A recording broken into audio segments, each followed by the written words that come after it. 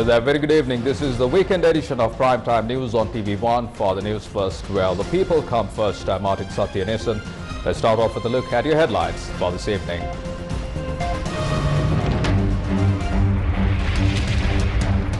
National Delimitation Committee appointed. Will the local government polls be postponed? Get your priorities right. Opposition leader tells government. ප්‍රමුඛතාවය මැතිවරණ ක්‍රමයේ වෙනස් කිරීම එහෙම නැත්නම් ජනතාවට තමන්ගේ ජනමතය ප්‍රකාශ කරන්නට අවස්ථාවක් ලබා දෙන්න. Jatika Janabalawegaya responds. බෑන යන්න හදන්නේ මාමගේ උපාරි දන්ද සිටි මහුලා පළාත් පාලන ඡන්දෙ තිබ්බොත් රනිල්ට දැනගන්න පුළුවන් රනිල්ගේ තරම. 8 dead, 17 injured in accidents today. Cabinet paper seeks 35 billion rupees for the Central Expressway. A revelation. ලබන අවුරුදු දෙකට 23 24ට මිලියන 35141ක් ඒ සඳහා වියදම් වෙන ඇස්තමේන්තුවක් සමග කැබිනට් පත්‍රිකාව දාලා. Just when you thought fuel queues were a thing of the past, many such queues were seen in several districts today. However, the Sri Lanka Petroleum Private Tankers Owners Association says this problem will be resolved during the course of the next 2 days.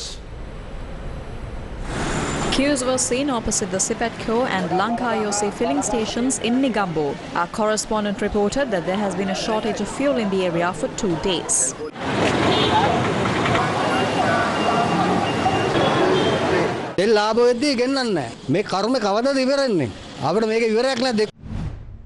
Queues were seen opposite the Sipetco and Lanka fuel stations in Gampaha this morning.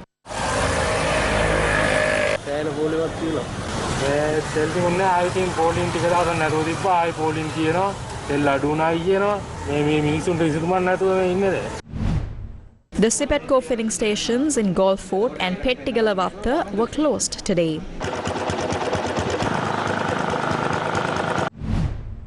Our correspondent reported that even in the Mathura district, several filling stations did not have sufficient stocks of fuel.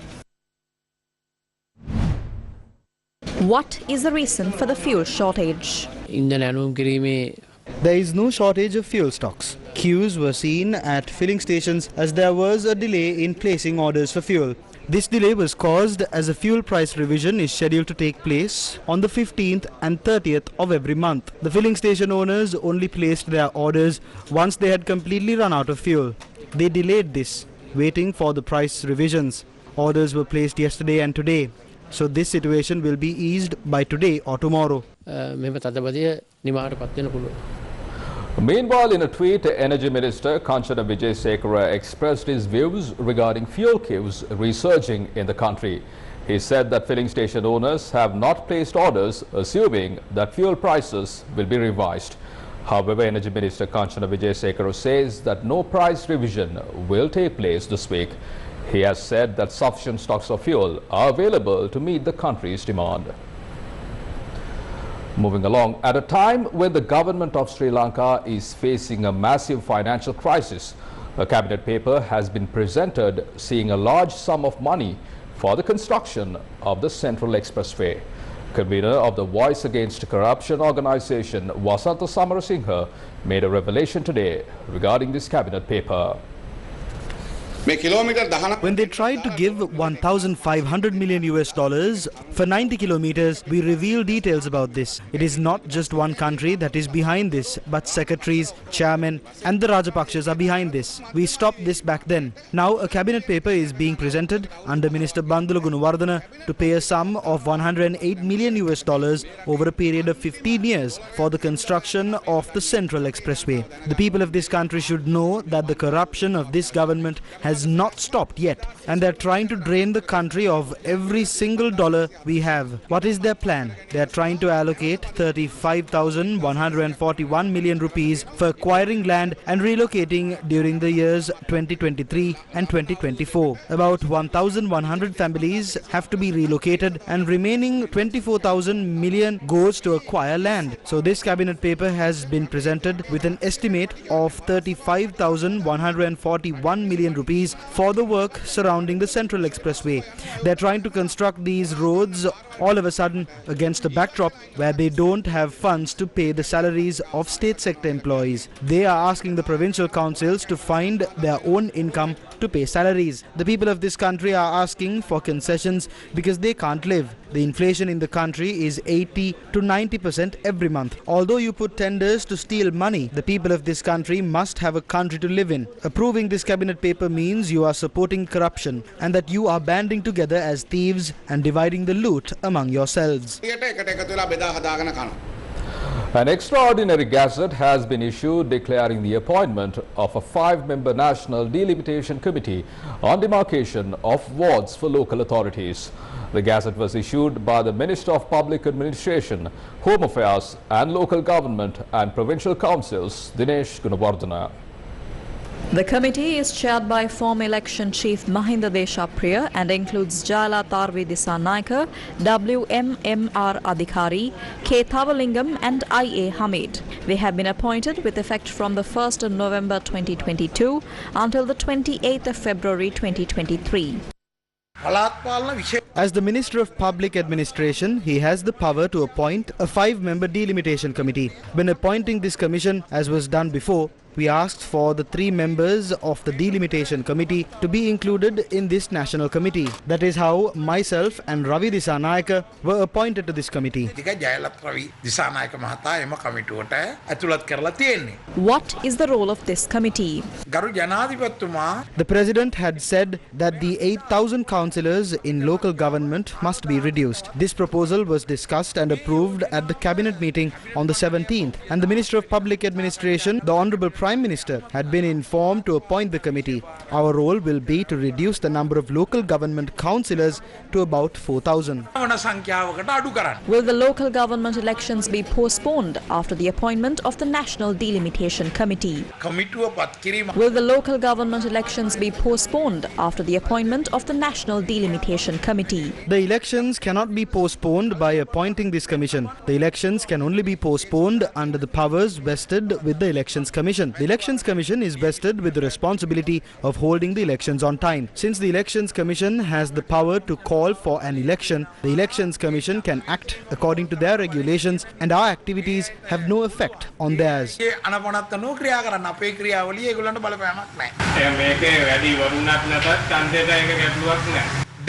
Under the current situation, that appears to be the case. But if this is changed by an act of parliament, I think that the elections will not be postponed at all. Meanwhile, Pafrel says there is reasonable suspicion that the Delimitations Committee was appointed to postpone the elections. Looking at the history of Sri Lanka, 4 committees have been appointed so far to revise the electoral system. In 2001, they appointed a committee to revise the electoral system. Also in 2001, a committee was appointed. The current Prime Minister was the chairman of that committee at that time. Also, regarding the local government election system, a group including Professor Sudhanta Liyanage appointed committees and made recommendations. And now, once again, the subject minister has appointed a committee. I do not understand what is going to be done in this country by appointing so many committees. There is a serious problem as to whether this is a real need. These opportunities have been used to delay the elections. The recently enacted 22nd Amendment to the Constitution includes provisions contradictory to the same provisions in the 17th and the 18th Amendments. A study conducted by Pafrel confirmed to that 23 parliamentarians have voted for all the 4 amendments up to the 20th Constitutional Amendment. So far, all but 1 member of the parliament has expressed their vote in favour to pass the 22nd Amendment. This is how the parliament of this country works. Against such a backdrop, a delimitation committee has been appointed once again to reduce the number of councillors. Pafrel does not object to this move to reduce the number of councillors at local government bodies and amending the electoral system. But at this moment, we have a reasonable suspicion that this is being done with the ulterior motive of postponing the elections.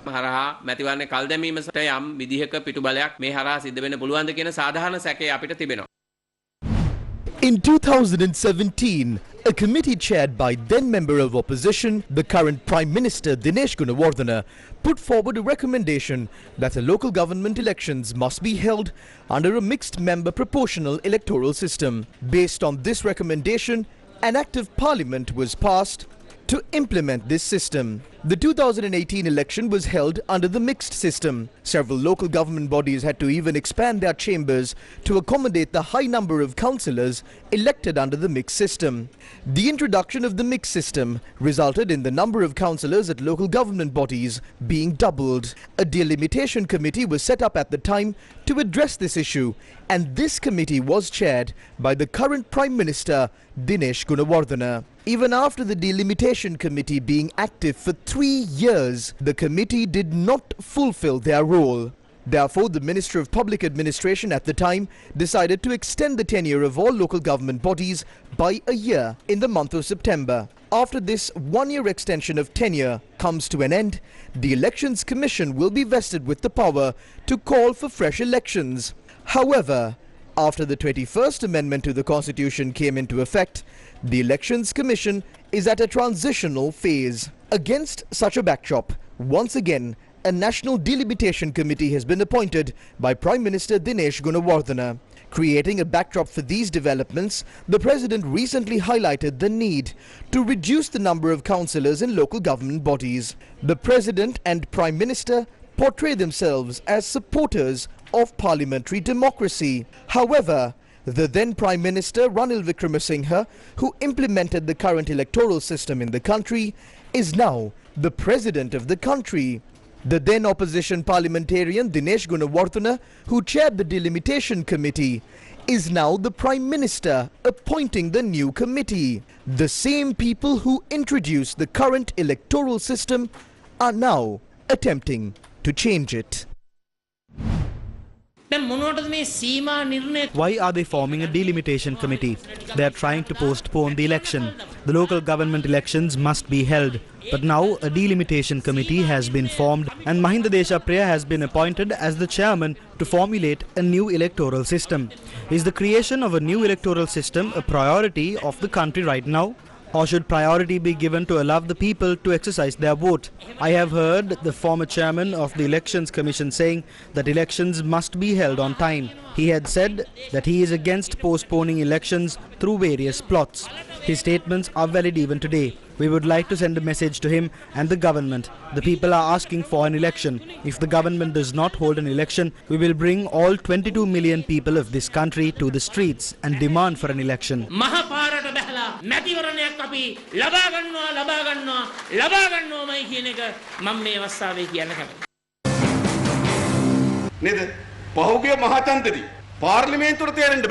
They failed to get elected to the parliament at the last general election. By chance, if he contests for the Ambalantota Pradeshya Sabha elections, Ranil would not even win that. But today, he is the president of the country. What is Ranil Wickremesinghe trying to do now? He is trying to postpone the local government elections. He is trying to follow the steps of his uncle J.R. Jayawardena. He is just a temporary president. He has no people's mandate. If the local government election is held tomorrow, Ranil Wickremesinghe will see as to how much the people of this country like him. He will lose his seat. So he is trying to postpone the elections. What about the Sri Lanka Podujana Peramuna? No Gotabaya, no Basil. Mahinda, it's more like he is also not of any use. His sons should ask their father to stay at home if they have any love for him. Namal should just go and massage their feet and come. What are they trying to do? They are paving the way for the son. You will see the reality of the Sri Lanka Podujana Peramuna when the next election is held. If the local government election is held, the next day itself they will have to dissolve the parliament. That is why they are cooking up conspiracies to postpone it. We as the NPP will fight to save the people's right to vote. We must fight against this. They can't just postpone elections like that.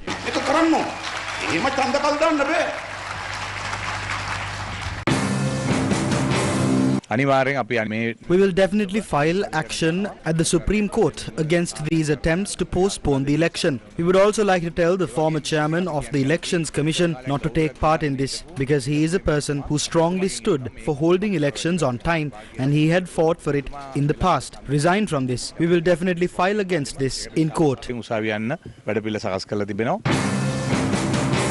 We are not reluctant to hold elections. We will hold an election. We will hold enough of elections in the future. Do not fear. There was a massive issue that 8,000 local government members are too much for this country. Now we are trying to make this 4,000. We are going to save the money of the people. We will finish this soon and then hold an election. The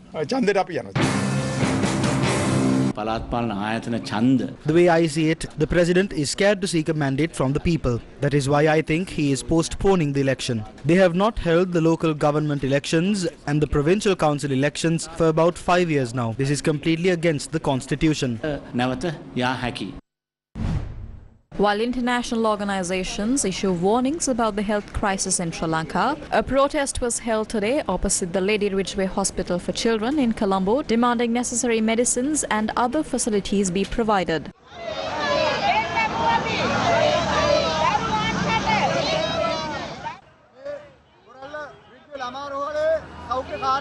This is the staff at Lade Ridgeway Children's Hospital. We've all come here together, united as one despite our differences. The specialists, doctors, nurses and others are here today. Although we come to work feeding our children a little rice and coconut sambal, we're unable to work because we don't have the medicine needed for our patients. Sometimes we don't even have the essential vaccines. Our staff work under such unfortunate circumstances. The health sector has collapsed to a state where we can't do our jobs properly. We're also under pressure economically. They have also started to suppress the health staff who come forward to speak out. A group of people protested at the Kohuala Junction today, demanding economic reforms to develop the country. The protest was organized by a group of civil organizations. The international community has consistently warned Sri Lanka about growing level of food insecurity in the country. Against such a backdrop, how are the farmers cultivating during this Maha season? This is the story of farmers in Ampara, Rajavava. Rajavava farmers have decided to conclude sowing seeds during the next few weeks. We are completely lost. Around half of the seeds have been sowed. We did not receive fertilizer. They said we'll get it yesterday. We are waiting for them to give us fertilizer and we still haven't received them. This is the organic fertilizer that was distributed in the previous season.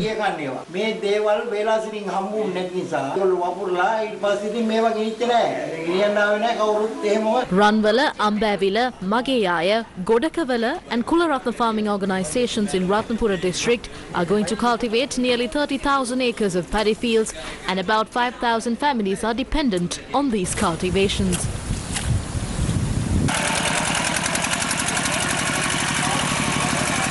When we go to the agriculture office, they say that the fertilizer will come today and it will come tomorrow. However, there is no proper method. We ask our leaders to give us granular fertilizer as usual. It is useless to give the fertilizer later on. We'll continue with more local stories after this short commercial break. Stay tuned. News First, main sponsor. 25% for 2 months, 25.5% for 4 months. Valuable FD. Anka ege arakshita itigini petti. Surya gini petti. Lovatama eliya denna dilena Surya. Amataka vinnema nathi namage Surya. Mohotin dalvena gini kura Surya. Kavadat namagat gini petti Surya. Kavadat namagat gini petti Surya. Kavadat kotanat samage vishwase dinagat. Anka ege arakshita iti gini petti. Surya gini petti. Ivan satutin inne wiring karala.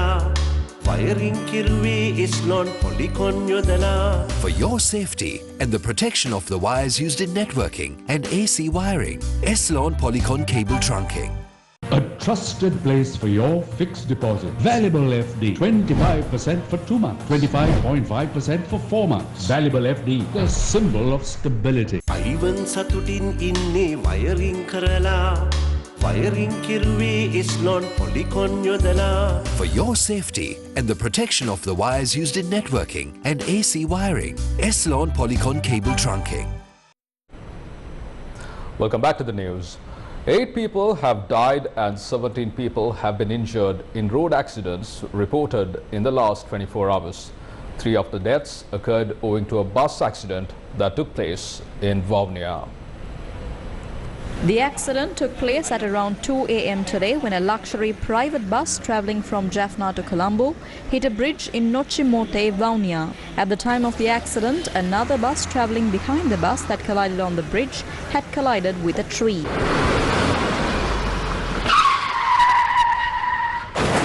The bus that collided on the bridge had toppled onto the road and 20 people, including the driver, were injured in the accident. 9 women were among the injured. 3 people, including the bus driver and a young woman, died after being hospitalized. The bus driver is a 33-year-old resident of Velvettiturei. The police have confirmed that the girl who died in the accident was 23-year-old Ramakrishnan Shayahari, a medical student of the Jaffna University. Shayahari, who lived in Navalapitiya, was the eldest daughter in the family of 3 children. Both her mother and father are speech impaired. The police said the conditions of 4 others who were injured in the accident are critical. The driver of a fuel bowser met with an accident in Katukitula, Helboda Pusallava. This accident took place at around 4 a.m. this morning when the bowser veered off the road and overturned at a narrow bend. The deceased driver was a 43-year-old resident of 5th Post in Trincomalee. Another accident took place in Campion Watta along the Balangoda Bhagavan main road. 4 people were injured in the accident where a 3-wheeler veered off the road and fell into a 30-feet cliff. The injured are suspected to be a group of people who are returning from a wedding and they are currently receiving treatment at the Dikkoya Base Hospital. The first ever national conference on fortifications and military heritage of Sri Lanka, organized by the National Committee of the International Council on Monuments and Sites, was held in Colombo today. The event focused on the importance of military history of Sri Lanka.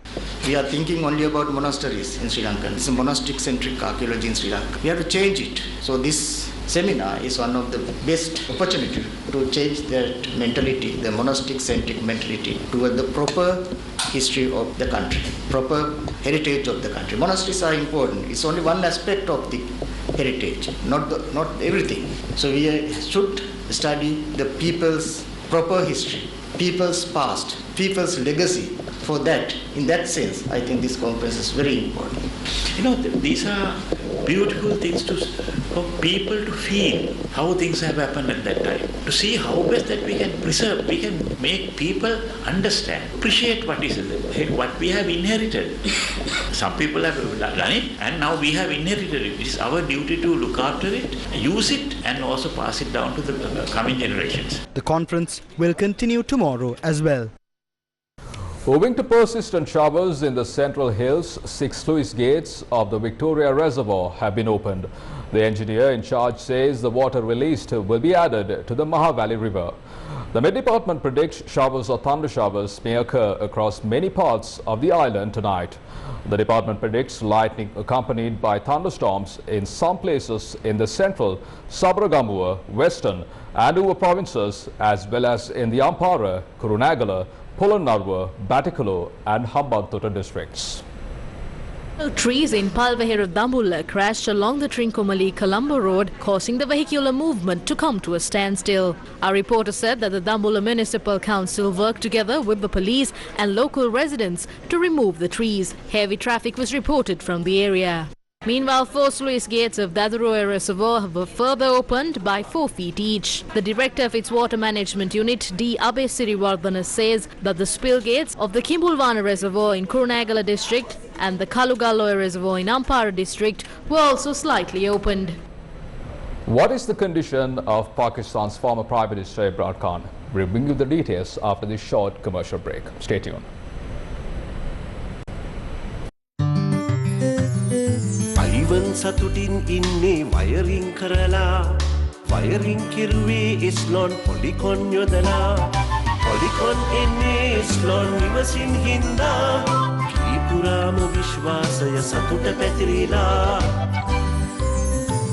For your safety and the protection of the wires used in networking, electricity and AC wiring, Eslon Polycon cable trunking, suitable for white walls, Prevent spread of fire. Double lock technology.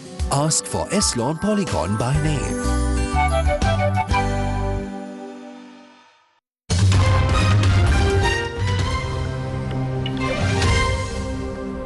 Welcome back to the news.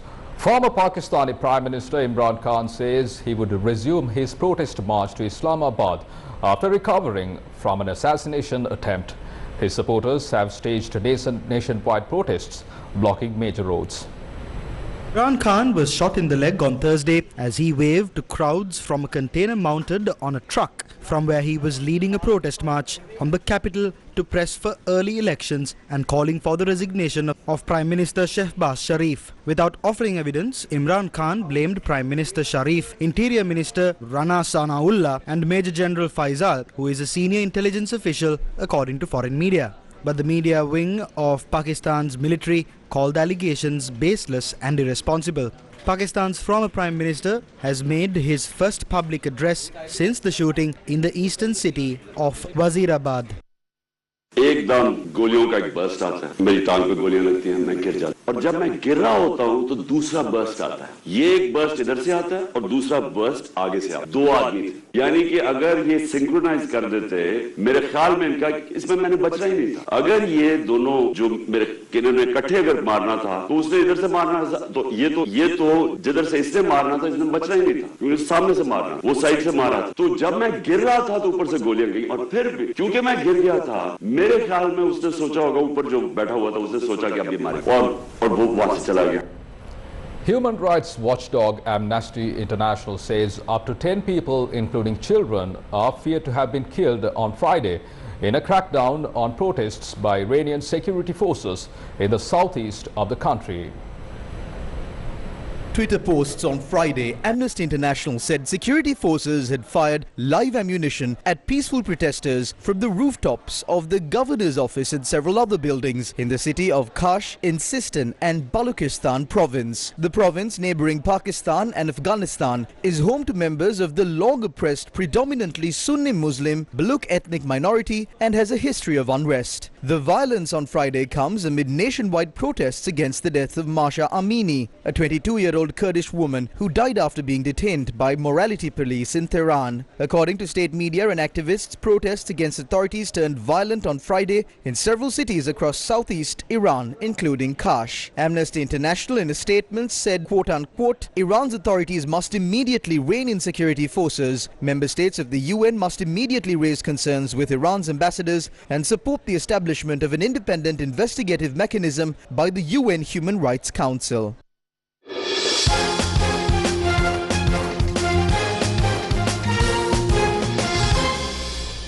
In your sports news, ICC T20 World Cup hosts Australia's hopes of retaining the T20 World Cup ended today.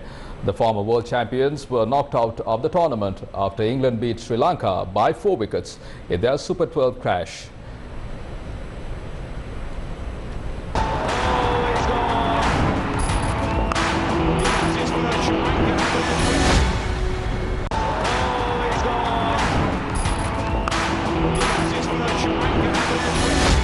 Sri Lankan captain Dasun Shanaka won the toss and decided to bat first in the match held at the Sydney Cricket Stadium.